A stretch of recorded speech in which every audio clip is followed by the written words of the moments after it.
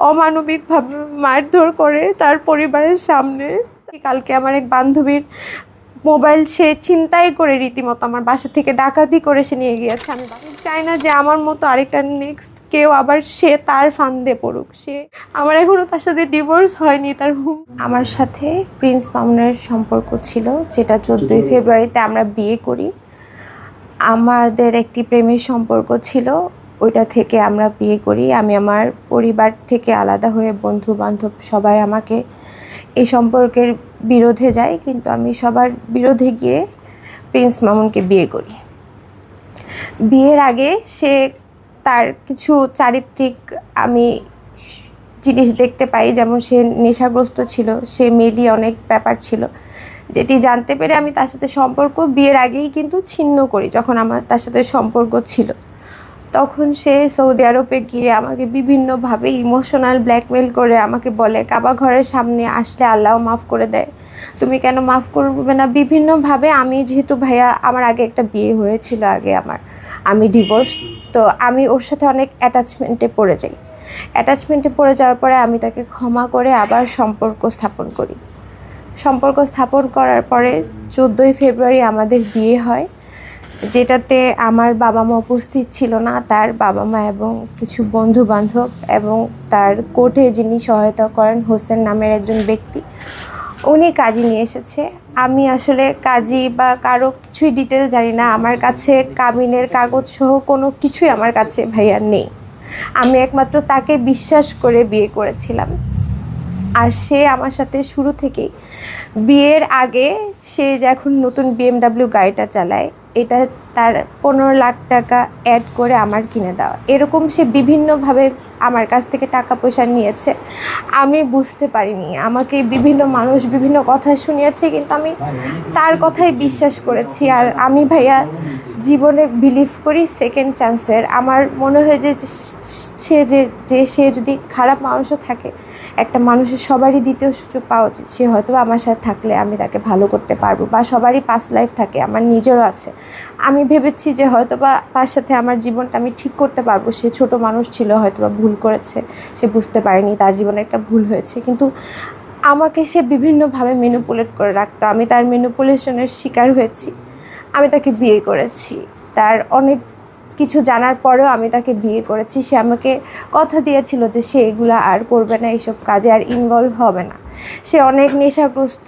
সে যখন আপনারা দেখবেন, যখন সে সৌদিতে গেছে, তখনও তার শরীর স্বাস্থ্য কোনো কিছুই আগের মতো নাই। সে এখন মানুষকে সিম্প্যাথি নেয় যে আমার সাথে ঝগড়া করে, আমার সাথে করে তার শরীর স্বাস্থ্য, সে এখন নেশাগ্রস্ত হয়েছে। কিন্তু সে সৌদিতে যাওয়ার আগ মুহূর্তেই সে বিভিন্নভাবে নেশা করতো। আমি এটা জানতে পেরেই, বিভিন্ন মেয়ে সংক্রান্ত কাহিনী ছিল, আমি এগুলো জানতে পেরেই তার সাথে সম্পর্ক শেষ করে দিয়েছিলাম। যাই হোক, সবার ঊর্ধ্বে গিয়ে আমি যখন তাকে বিয়ে করি, বিয়ের 4 দিনের মাথায় সে আমাকে ফিজিক্যাল অ্যাসল্ট করে ভাইয়া। সে 4 দিন থেকেই অমানবিকভাবে মারধর করে তার পরিবারের সামনে। তার পরিবার তাকে বাধা দিতে আসলে সে তাদেরকেও মারধর করে। তারাও সবাই কোনোভাবে আমাকে ফিরাইতে পারতো না। তার বাসায় যখন মানুষ আসতো, তারা সবাই সাক্ষী, সবাই দেখেছে। তার বন্ধু বান্ধব, হেলাল, নিশাদ ভাই, সাইমন, রাহি, বিভিন্ন মানুষ বিভিন্নভাবে আমাকে ফেরানোর চেষ্টা করতো। তারই এক বন্ধু সাইমন আর রাহি, তার বন্ধুর ওয়াইফের বাসায় আমি যখন অনেক সময় মায়ের খেয়ে সহ্য না করতে পারতাম, আমি ওদের বাসায় চলে যেতাম। মামুন আবার ওখান থেকে আমাকে ইমোশনাল বলতো, আমি সুইসাইড করব, ব্ল্যাকমেল করে আমাকে নিয়ে আসতো ভাইয়া। এখন পর্যন্ত সে সুইসাইডাল ব্ল্যাকমেল করে। সে একটা এডিক্টেড মানুষ। আমি জানি না সে কী করবে, সে কীভাবে তার কোনো ঠিক ঠিকানা নাই। আমার বাসায় কোনো সেফটি নাই। এখন আমি বাসায় আছি, কালকে আমার এক বান্ধবীর মোবাইল সে ছিনতাই করে রীতিমতো আমার বাসা থেকে ডাকাতি করে সে নিয়ে গিয়েছে। আমি বাসায় ছিলাম না। আমার এক খালাতো বোন আর তার একটা ছোট বাচ্চা আর একটা কাজের মেয়েকে বাসায় রেখে আমি আমার বান্ধবীকে নিয়ে নিচে গেছি। আমার মা গেছে ময়মনসিংহ, আমার হোম টাউন ময়মনসিংহ। ওখানে আমার মা আমার বাবাকে আনতে গেছে। আমার বাবা হসপিটালে এখনও। আমার বাবাকে আনতে গেছে জাস্ট 2 দিনের জন্য। আমি জানি না সে সামহাও খবর পেয়েছে, সে এই বাসাও লোকেট করেছে। সে এখানে ঢুকে আমার বান্ধবীর ফোন নিয়ে, টাকা পয়সা নিয়ে সে চলে গেছে। আমার তাতে কোনো দুঃখ নেই ভাইয়া, সে আমার কাছ থেকে এমনি অনেক টাকা পয়সা খেয়েছে। আমি জাস্ট এখন নিজে সেভ হতে চাই, আমি বাঁচতে চাই। আর আমি চাই না যে আমার মতো আরেকটা নেক্সট কেউ আবার সে তার ফান্দে পড়ুক। সে তার কোনো ইনকাম সোর্স নেই, আপনারা জিজ্ঞেস করেন তার কিন্তু কোনো ইনকাম সোর্স নেই। সে চলে কীভাবে?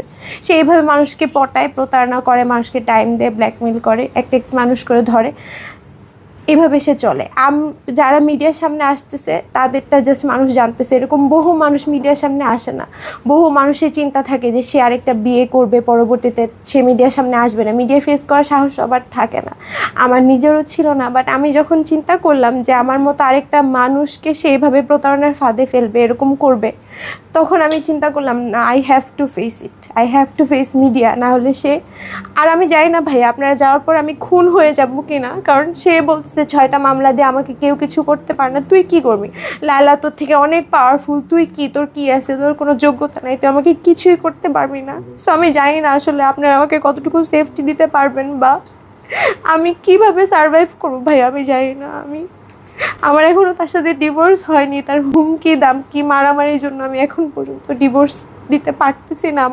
বিকজ আমার ফ্যামিলি আমার সাথে নেই, আমার একটা মানুষ আমার সাথে নেই। তার সাথে যখন আমি সম্পর্ক শুরু করেছি তখনই আমার থেকে আস্তে আস্তে সবাই দূরে চলে গিয়েছে। বিকজ তাকে তো মানুষ চিনে, তাকে 10টা মানুষ, সে এরকম বহু মানুষের সাথে এরকম করেছে ভাইয়া। আজকে বললাম না যে 1-2জন মিডিয়ার সামনে আসে, সবার মিডিয়ার সামনে আসার গার্ডস থাকে না, সবাই সব কিছু জানে না। সে এরকম বহু মেয়ের সাথে করেছে। আমাকে অনেক মানুষ এরপরে ফোন দিয়ে বলেছে, আমি কারো কথাই শুনিনি ভাইয়া, তার ম্যানিপুলেশনের শিকার হয়ে আজকে আমার সব কিছু লস হয়েছে ভাইয়া। আমার লাইফ থেকে আমি জানি না ভাইয়া আমার আসলে জীবনে এখন কি হবে। আমার সবচেয়ে বড় কথা, আমার বেঁচে থাকাই আমার রিস্ক হয়ে যাচ্ছে।